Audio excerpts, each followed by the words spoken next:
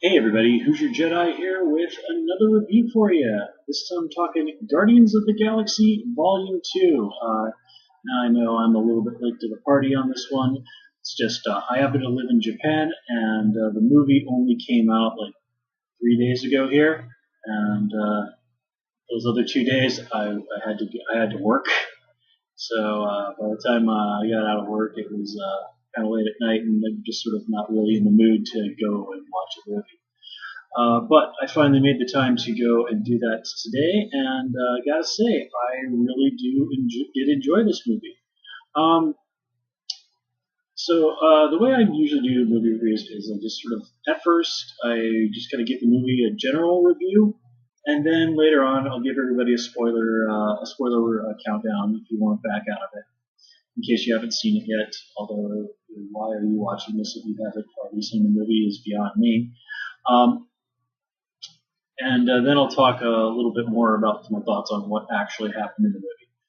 But before I do that, since I currently live in Japan, I of course saw it at a Japanese movie theater, and the theater here are especially cool because they often have like out in the lobby these little promo flyers for movies that you often have like cool pictures, and you can even if you want, you can like take them home, frame them, and sort of use them as decorations. I used to do that when I lived in South Korea, where they do basically the same thing. I got a whole bunch of those for stuff like Logan and the Wonder Woman movie, and there were others there for like Power Rangers and Transformers and the new Spider-Man that's coming out, Spider-Man Homecoming. Um, they're really cool. I don't know if I'm going to keep all the ones that I grab, but I'm definitely going to keep some of them. I'm just trying to debate whether or not I'm going to put them up in my apartment like I did with some of the ones from when I lived in Korea. And they also had out there in the lobby area this little merchandise area where you could get all this really cool stuff from the various movies that they have showing.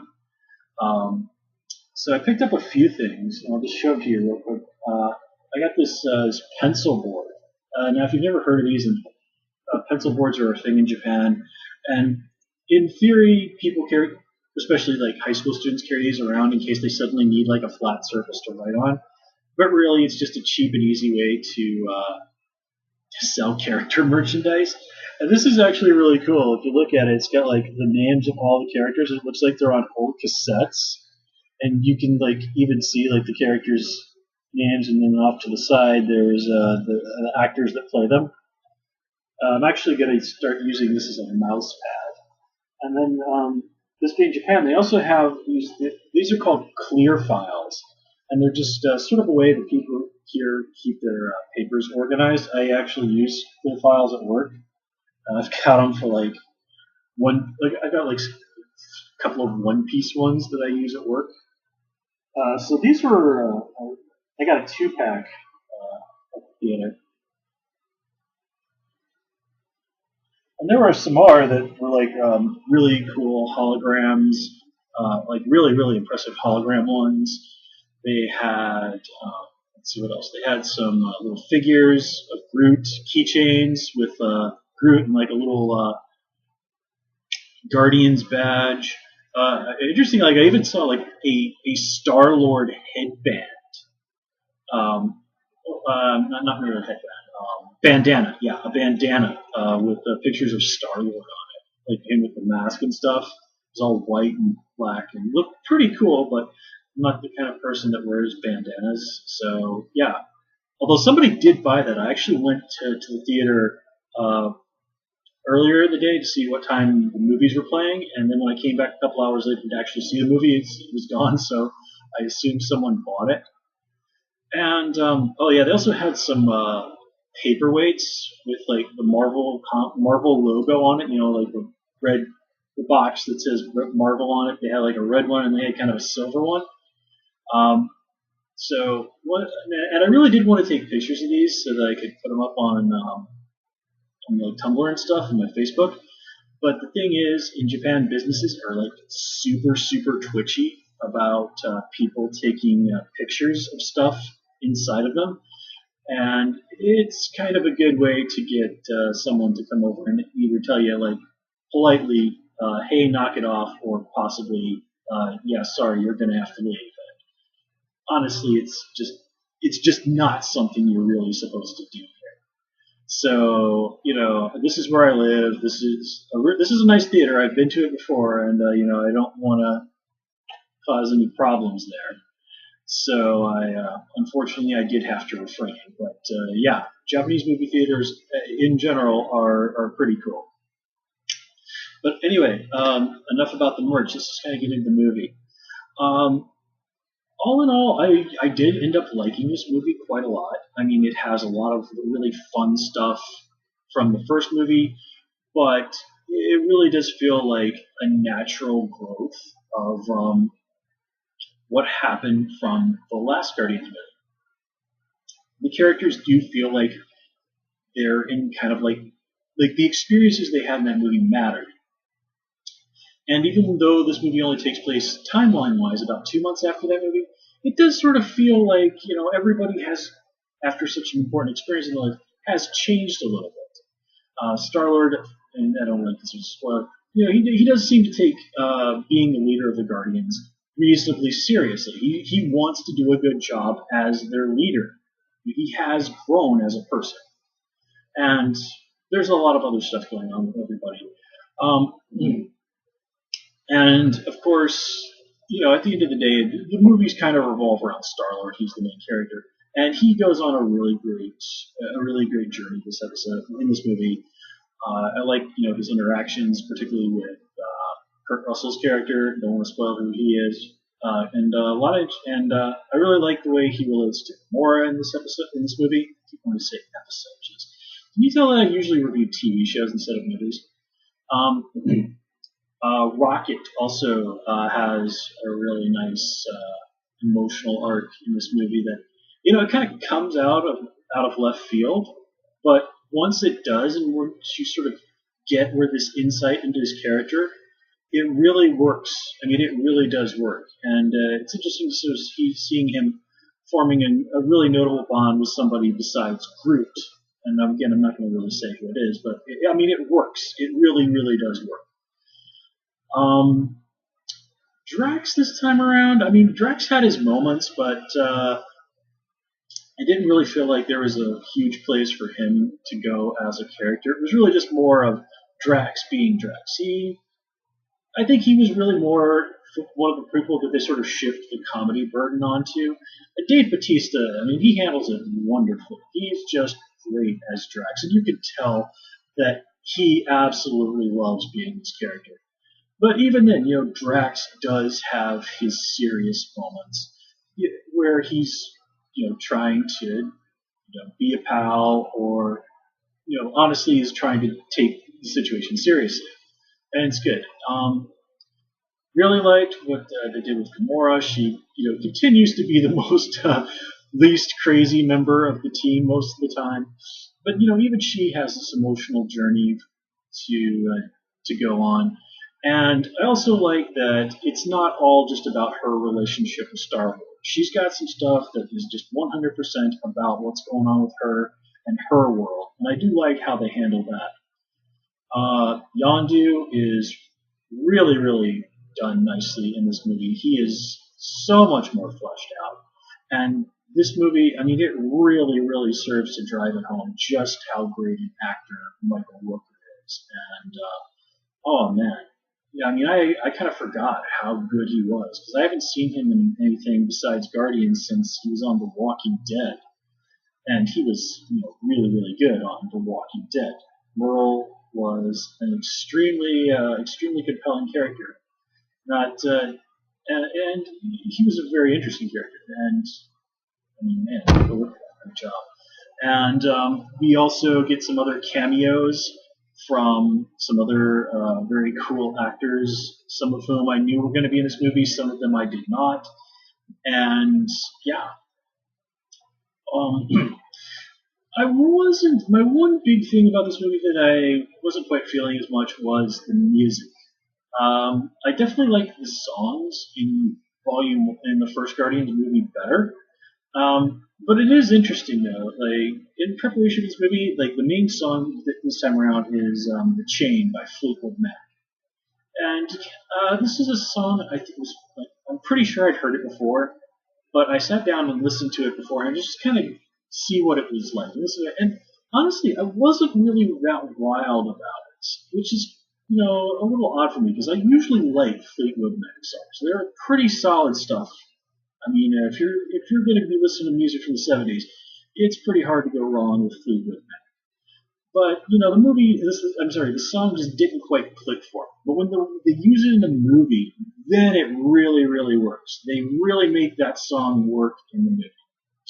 And in general, really, the music works really well in the movie, and it's honestly even part of the plot at times, which again I don't consider that really a spoiler. Um, and of course, we're also introduced to a race called the Sovereign, and a lot of other characters going on. I mean, it really does a nice job of adding a lot to the Marvel cosmic universe in the cinematic universe. And yeah, I think that's kind of the main things I have to say about this movie there. And now, with that said, I totally recommend this movie. I mean, it's really good. It's really, really fun. So with that part, I'm going to leave the spoiler-free stuff there, and then let's just kind of move into what's going to be a little bit spoilery. So I'll give you a 5 count. 1, 2, 3, 4, 5. Whoa, I need a haircut.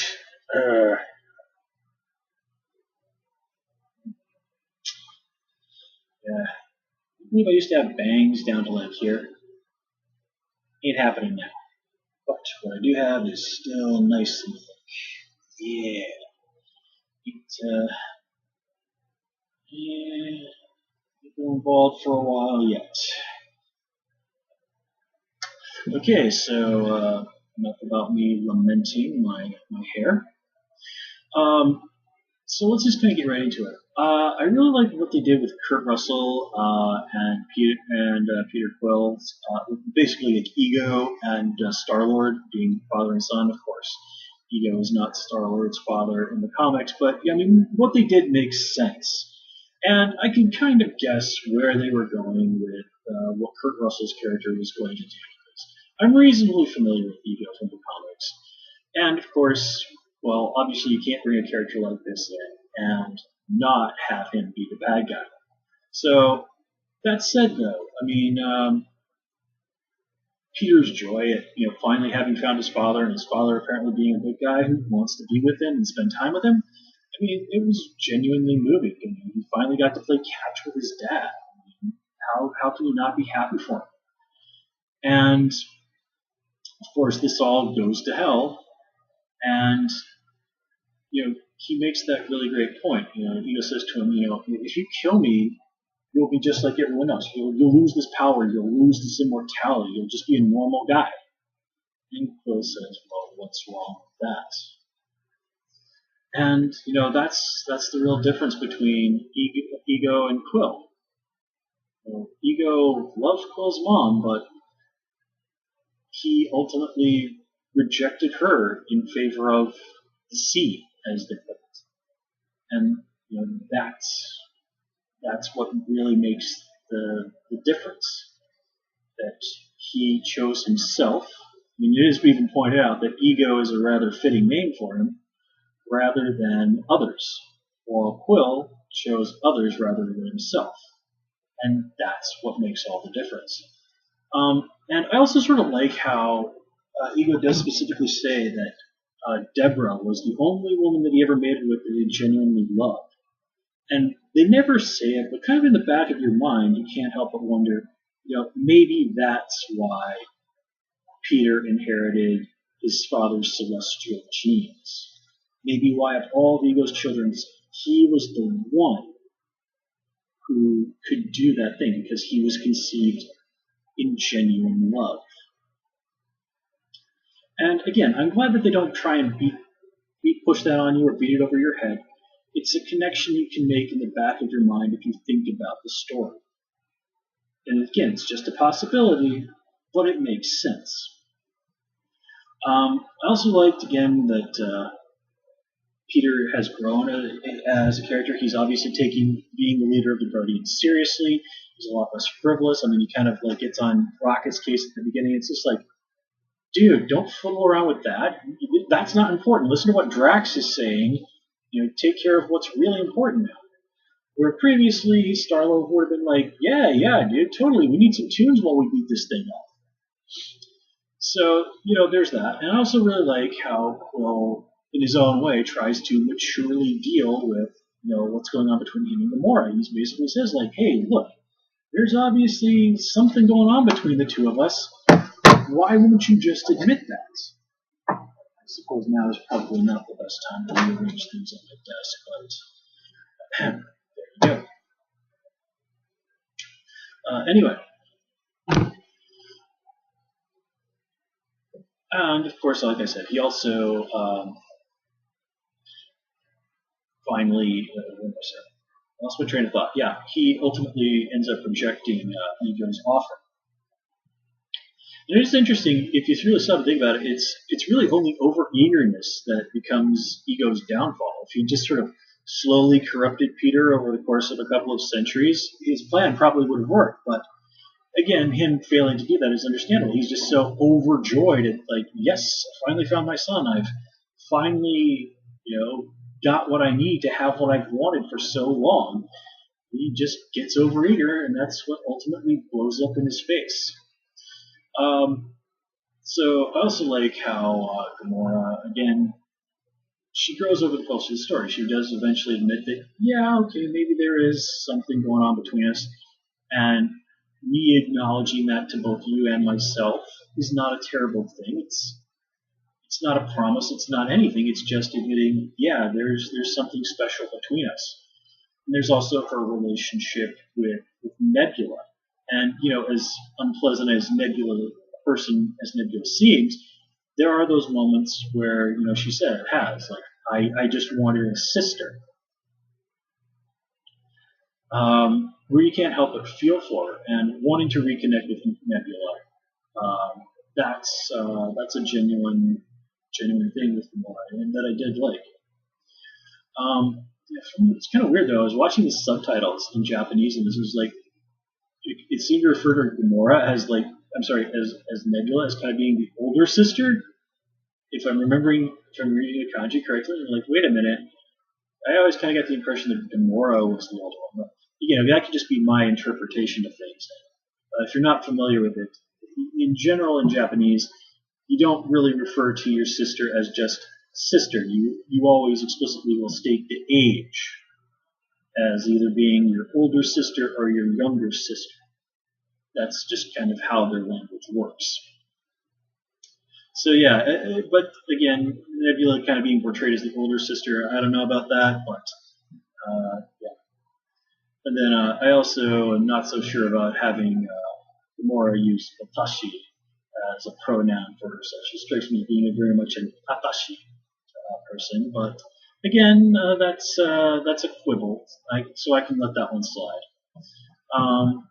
Let's see, what else do we have to say? Baby Groot, very cute, definitely had some funny moments, but this is one of those things that's sort of like, okay, this could get old really fast, but thankfully they make it clear by the end that Groot is probably going to be back to normal by the time we see him in Guardians 3 or Infinity War. And, I'm cool with that. Again, nothing really huge to say about Drax. I did like his relationship with Mantis, where he's, attempting to be nice to her, and it just seems to make things worse all the time. It's like, you're a beautiful person inside. And, like, when he thinks she's trying to, like, get her to sleep with him, he basically is like, oh my god, I'm imagining us having sex, and it's making me almost wrecked. Oh, jeez. Mantis, I did feel a little bit bad for because she does kind of get butt monkey status in this film, which is kind of sad. In the comics, Mantis is a much more self-confident person, and she's quite cool. I like her a lot in the comics. Although, if you ever read the character's history, she's got some seriously weird stuff going on. The Celestial Madonna and all this other stuff. Yeah. So let's kind of put that aside. But I do like Mantis also has kind of her own emotional arc to go on. She basically goes from being Ego's pet just somebody who's, a Guardian in training is probably a good way to think of it. She's obviously going to stick with the Guardians, but she's got a long way to go. Rocket had that really great arc with him and Yondu. I mean, I love that point where like Yondu basically is like Rocket tells to Rocket, he's like, man, I see right through you. You're exactly like me.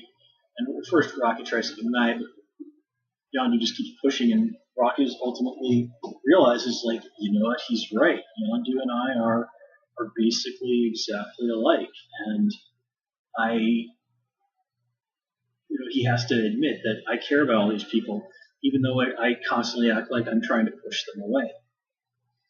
And of course, Yondu does have that great arc that he goes on, where he basically has to admit that he considers Peter to essentially be his son. And of course, this being a movie and in the Marvel tradition, as soon as Yondu realizes that, and Peter realizes just how much Yondu cares about him, and that he wasn't planning to eat him all along, after all, Peter loses Yondu. It's just that perfect Marvel way of stick the knife in and twist it. You finally find that person missing from your life that you've wanted, and you meet them, and apparently your relationship seems to be great, and then of course that person turns out to be evil. Or you have this relationship with somebody, you care about them, but it's really complicated and crazy. You apparently finally reconcile things, and then they're immediately, again, just the classic comic book storytelling. I mean, really classic drama in any case, but still, comics do it so well when they're well done. And this sort of soap opera is long been Marvel's stock in trade, and it's done so well. And like even the little minor characters, like how did you just say that one character's name? Wow, this Guardian's pencil, or it does not get the Blues mouse pad. I might have to read this. Okay, well, scratch that idea. What was his name? Kraglin. The weird, the human-looking dude with the tattoos on his neck. Yondu's friend. Anywho, yeah, even he had kind of his own little storyline going on. And then there's all that stuff that's going on with Sylvester Stallone's character. And, you have to know your comics pretty well to realize that, oh my God, he's Starhawk. And then towards the end, it took me a while to even realize that the Crystal dude, what's his name again? Martinex, that was Michael Rosenbaum. Now, of course, people will know Michael Rosenbaum as Lex Luthor from Smallville, also did the voice of Flash on Justice League, done a lot of great stuff. Michael Rosenbaum's awesome. And then, of course, you had Ving Rhames pop up. I was like, oh my God, is that Ving Rhames? He played Charlie 27. And then you had Michelle Yeoh, and I'm like, wait a minute, I know who that lady is. She looks super familiar. Who is it? And then I checked, and it's like, oh my God, it's Michelle Yeoh playing Alita. You also had kind of a little bit of a departure. Of all people, you had Miley Cyrus in this movie. She's the voice of that little robot head thing. It looks like it's from Doctor Who during the Matt Smith era, when he was carrying around handles the Cyberman head. Oh my God, it's like, Miley Cyrus? Are you kidding me? I mean, I don't have a huge opinion about Miley Cyrus one way or the other. I'm just really, really amazed that of all the people they got to get have gotten to do this, they got her in here. And then if you put it all together, you realize that this is a riff on the original Guardians of the Galaxy, Guardians 3000, which, they have an old history in the comics, but it's really an interpretation of the team like we've seen in the movie, the one that kind of came about during not Age of Ultron,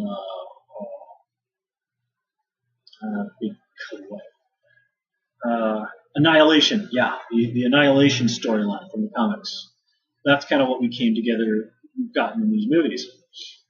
And yeah, it's just so interesting that they're going to be doing that. And apparently, word is that these characters are going to pop up in future Marvel cosmic movies, which is super cool. I mean, how can you possibly complain about having actors like Michelle Yeoh and Sylvester Stallone and Michael Rosenbaum running around in these movies? I mean, they're probably never going to be the focus of any of these movies, but them as supporting characters, I mean, hell yeah, I am so down with that. Um, so, with that said, I've been talking for about 25 minutes, so this seems like a good place to call it. So, with that said, everybody, I'm going to stop it here. As always, please comment, rate, subscribe. Of course, you can follow me on Twitter at Hoosier Jedi, and also please join me on Tumblr at Jedi Reviewer. Until next time, take care, Echo.